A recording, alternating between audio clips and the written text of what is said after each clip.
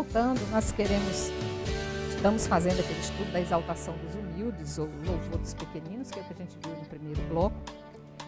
Vamos colocar aqui exatamente a versão de Lucas. Nós vimos a versão de Mateus, e agora no linguajar de Lucas, Lucas acrescenta, Padre Carlos, aí a ação do Espírito Santo. Isso tem uma conotação diferente para nós, temos que entender de forma diferente.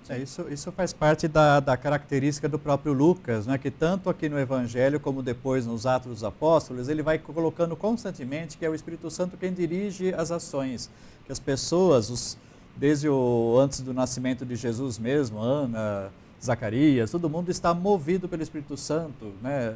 Maria cheia do Espírito Santo e assim por diante. Então, em primeiro lugar, a gente tem que lembrar isso, é uma característica muito própria de Lucas, destacar o papel do Espírito Santo como protagonista das decisões, das manifestações e da evolução da própria missão de Jesus e depois da missão da igreja, né? E aqui, veja bem, que ele coloca não apenas, né, o Espírito Santo aqui, mas a ação do Espírito Santo, mas Jesus exulta de alegria, né, nessa constatação de que os pequenos estão assimilando, estão aceitando, estão se tornando discípulos. Segundo o comentário da Bíblia de Jerusalém, principalmente, da Bíblia do Peregrino, ele coloca que essa expressão aqui, exultar de alegria pela ação do Espírito Santo, coloca para o Evangelho de Lucas como se fosse um cume, um dos cumes do Evangelho, né? Toda essa revelação que está sendo levada a cabo, que vai continuar ainda, né? Jesus aqui, ele chega no momento em que realmente, né, estoura esta alegria por aquilo que Deus está realizando através dele, né? Então é bastante bonito isso daqui. Mais bonito ainda, Padre Carlos, a construção que ficou dessa imagem. Primeiro começa falando das crianças em praça pública brincando. Depois vem falar dessa alegria, dessa coisa pura dos pequeninos. A construção dessa imagem é uma coisa assim bem interessante, bem lúdica, né? Que faz a gente vai se tornando essa questão que comentamos no bloco anterior do ser filho, né? Tornar-se filho em Jesus e Deus o Pai, né? Aqui, a nossa igreja, vamos dizer assim, né? Ou a igreja como um todo, ela deve ser esse espírito de família, de todos estarem reunidos ao redor da vontade do Pai, não é? E não ao redor dos nossos egoísmos ou das nossas pretensões. E a vontade do Pai seria que nós nos tornássemos pequenos diante das coisas de Deus. Me faz lembrar Santa Teresinha do Menino Jesus. Uma espiritualidade. Né? Que a gente tem os livros sobre a infância espiritual, né? Que Santa Teresinha retrata, e ela diz que quer se tornar criança para ser elevada pelos braços do Pai, para assim poder chegar ao Pai e entender as coisas do Pai, né? Então quer dizer que se nós começarmos a entender como Adão e Eva tentou fazer na base da soberba e da altura máxima, nós vamos só decair, né? Para entender esse espírito da recriação de toda essa mensagem do Senhor Jesus, teríamos que nos tornar pequenos e humildes. Se tornar crianças de novo. Vamos para as praças públicas, então? Vamos. Pois é, a gente vai voltar às praças para evangelizar, brincar de evangelizar com toda essa simplicidade, com toda essa ternura. É uma coisa séria, evidentemente, mas a gente tem que viver nesse espírito de Jesus, nesse espírito de filhos, onde a alegria, né, ela vai ser uma mensagem importante, a simplicidade, não estarmos voltados para os nossos egoísmos, nossos interesses ou pretensões, não é isso? Mas estarmos como crianças de verdade, anunciando a bondade desse nosso Deus e Pai. Eu fico aqui pensando, Padre Carlos, que quando a gente fala assim de voltar a ser criança, a importância que tem o trabalho nosso com as crianças e os jovens, na catequese, nos grupos de estudo de oração.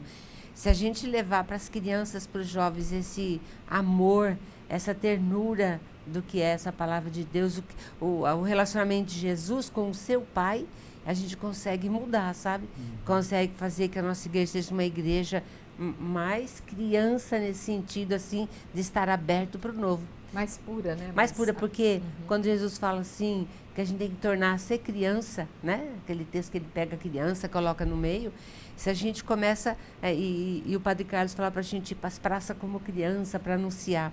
E aproveitar também a nossa criançada, a nossa juventude, para a gente estar falando com eles também. Né? Esse jeito dessa relação de crianças com o Pai. Eu mesmo sou muito sisudo, né? A gente tem que aprender a ter uma cara diferente para Nós às vezes levamos coisa tudo toda, muito a né? sério, e às vezes é o nosso pecado. É a Né? correria da vida. E também aqui rapidamente lembrar a pessoa do nosso Papa Francisco, né? Como ele tem sabido mostrar esse rosto bonito outra vez da mensagem do Evangelho, dessa simplicidade e assim por diante, né? Mas aqui aproveitando, nós estamos falando de Lucas, eu gostaria de voltar inclusive um pouco atrás. Nós passamos a ver Lucas a partir do seu capítulo 10, né? A lição anterior, o programa anterior já falava Lucas 10, 13 a 15, e aqui o nosso texto de hoje é Lucas 10, 21, 22, não é?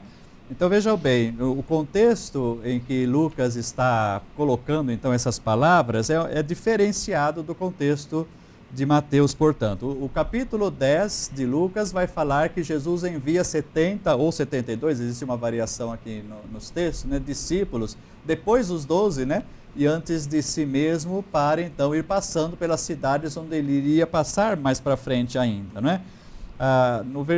Na passagem anterior que nós falávamos então das cidades que não recebiam ou não se convertiam, não chegavam ao arrependimento em vista dos milagres de Jesus, ali nós percebemos, né, que os discípulos, vai aparecer um pouco mais para frente, né, no texto de Lucas, os discípulos eles voltam dizendo que até os demônios obedeciam, até os espíritos, né, lhes obedeciam, eram expulsos.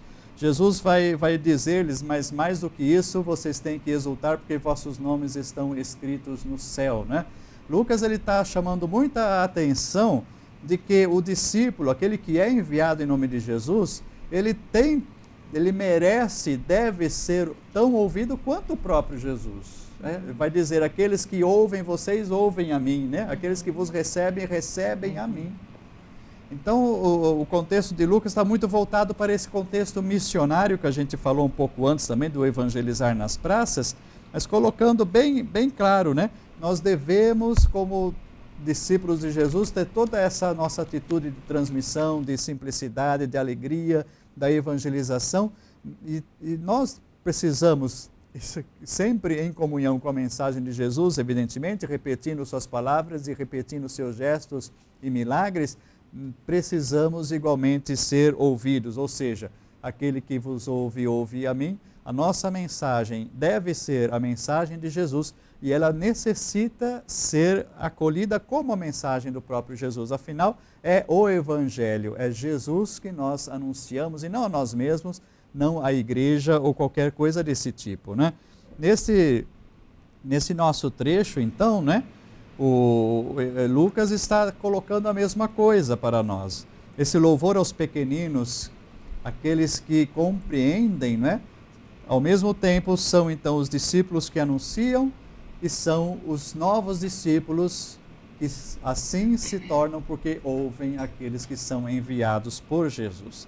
Então a Bíblia, Lucas coloca toda essa reflexão bem no contexto da missão e dos discípulos que agora agem em seu nome. Então, mas só um instantinho aqui, meus queridos professores.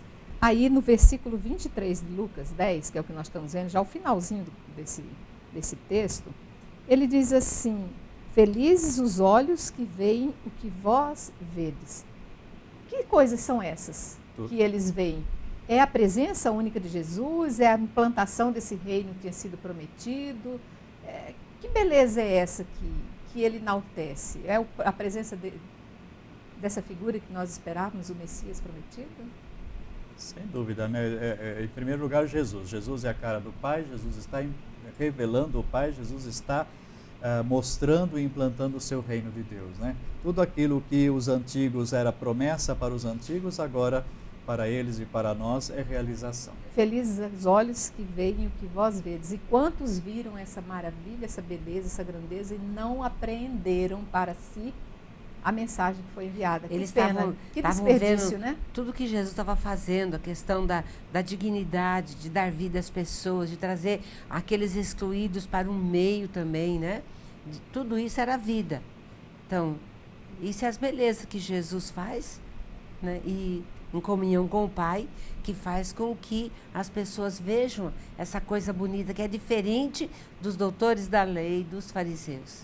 Lembrando que ele falou, quem vê a mim vê ao Pai. Isso. Então, na realidade, estavam olhando a Deus, né? E não conseguiram, talvez, pegar. E hoje a gente fica aqui, se eu tivesse naquele tempo, eu iria aproveitar tanto. Na realidade, talvez a gente fizesse até pior do que eles fizeram. Aqueles que desprezaram a presença do Senhor, né? Mas e aí, Padre Carlos, como é que nós continuamos, então, com essa beleza dessa mensagem, comparando Mateus e Lucas nessa realidade de pequenos e crianças? Continuando o texto de Mateus, nós temos 3 versículos que não encontramos nem em Lucas, nem em Marcos, nem em outro evangelho, né? Somente dele, que diz assim, então, para nós. Repetindo, Mateus 11, 28 a 30. Vinde a mim, vós que estáis cansados e curvados, e eu vos aliviarei. Tomai meu jugo e aprendei de mim, que sou manso e humilde, e vos sentireis aliviados. Pois meu jugo é suave e a minha carga é leve. Somente, Mateus, então, nos traz esse texto que realmente nos conforta, nos alivia, ao sabermos, então, que Jesus tem uma proposta desta, ao mesmo tempo, gravidade, como nós vimos, ele fala da necessidade da conversão, da necessidade do arrependimento, de uma mudança, porque senão podemos estar perdidos como as cidades antigas, mas ao mesmo tempo ele traz para a gente uma mensagem que é essa simplicidade, que é esse ser criança, que é esta alegria que nós vamos transmitir. E evidentemente, Amélia, aqui existe uma comparação bastante forte em relação também ao que era o modo de praticar a lei dos judeus, não é? Isso, quando ele fala que cansar de carregar o fardo era a lei. Uma lei, um ensino, uma interpretação da lei feita pelos doutores da lei, que eles fazem daquela palavra uma dominação ao povo. E era uma lei extensa, né, Amélia? Eram quantos mandamentos nessa lei? 613, mas por era aí, lei né? demais. Se hoje em dia 10 é difícil, difícil cumprir as 10 de hoje, imagina os 600 daquela época. Então, na realidade, o povo estava oprimido, massacrado por tanta lei. E Jesus fala então para eles assim, venham para mim, vocês que estão cansados de carregar essa coisa pesada, porque Jesus vai trazer uma coisa mais leve. Lógico, se você vai voltar lá nas bem-aventuranças, aquilo é leve. Bem-aventurado você que está aí cansado de carregar esse fardo pesado, né? Isso só aparece em Mateus, como o Padre Carlos falou. Então, a novidade não vem da elite, não vem daqueles considerados sábios. Essa novidade vem das comunidades, dos pequeninos, o qual Jesus se identifica. Jesus se identifica com os pequeninos. E o que ele traz, a lei que Jesus traz, é o amor, né? É viver diferente. A gente pode falar assim, que os pobres são evangelizados e evangelizam, né? E talvez ajude a gente a perguntar assim, que efeito essa palavra produz, que veio pelos pobres, né? A palavra do pobre, do excluído, da excluída. O que isso traz para nós? Se você vai, num outro texto, vai falar assim, esse homem aí que está fazendo tudo isso, não é filho de José, o carpinteiro? Né? Tenta diminuir, né? A força. Rapidamente, para encerrarmos, né? Infelizmente já estamos no nosso tempo. Quase no nosso tempo. Esperamos que vocês continuem nos acompanhando. No livro do Eclesiástico, ou do Sirácida, no final, os últimos versículos, capítulo 51, versículos 23 a 30, tem um trecho aqui que pode ter até sido a inspiração desses versículos de Mateus. Vinde a mim, ignorantes, e habitai em minha escola. Até quando andareis privados e morrereis de sede? Eu abri a boca para falar dela. Comprai sabedoria de graça, submetei o pescoço a seu jugo, e aceitai de boa vontade a sua carga, pois ela se aproxima de quem a busca, quem se entrega a encontra. Vede com vossos olhos que, sendo eu pequeno, eu servi a ela e a consegui. Escutai o que aprendi em minha juventude e por mim obtereis prata e ouro. Eu me alegrei com esse auditório e vós não vos envergonhareis de minha canção. Fazei vossas obras com justiça e a seu tempo o Senhor vos recompensará. Bendito seja o Senhor para sempre, louvado o seu nome de geração em geração. Amém. Amém. Amém. E assim nós vamos ficando exatamente com o que diz aqui no livro de Mateus: Jesus é o mestre do fardo leve. Então, para todos nós que nos sentimos assim já cansados e exauridos com os nossos 10 mandamentos, lembremos que antes era muito pior e procuremos então levar muito a sério tão poucas exigências que o Senhor faz de cada um de nós. Para entendermos isso, não deixe de acompanhar conosco Páginas da Bíblia. Até lá, fique com Deus.